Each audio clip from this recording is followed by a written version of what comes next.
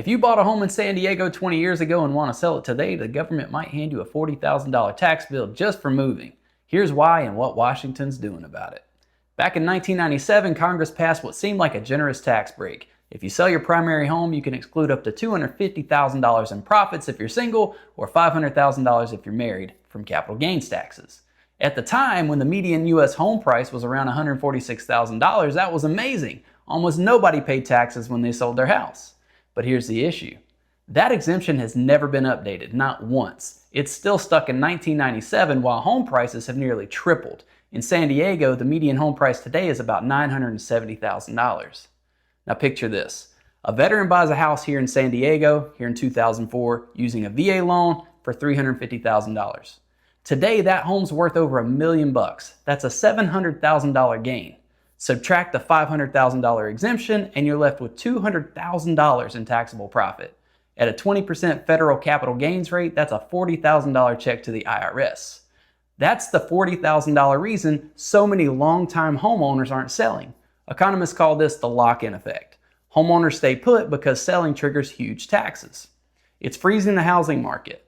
With a 4 million home supply gap nationwide, this is a major reason why. The good news is Washington is finally paying attention. There's a bill called the More Homes on the Market Act, introduced by California Congressman Jimmy Panetta. It would double the exemption to $500,000 for single filers and $1 million for married couples. It already has more than 100 co-sponsors, and pressure is building to move it forward. Meanwhile, Senators Ted Cruz and Tim Scott are pushing the Treasury Department to index capital gains to inflation through executive action. It's a legally risky move that would undoubtedly face court challenges, but it shows how serious lawmakers are about getting something done before the midterms. And it's not just Washington, states are jumping in too. The Arizona Senate just passed a bill to completely eliminate state capital gains taxes on home sales. If that becomes law, other states could follow. Bottom line, change is coming. Maybe not total elimination, but raising those outdated limits looks more and more likely.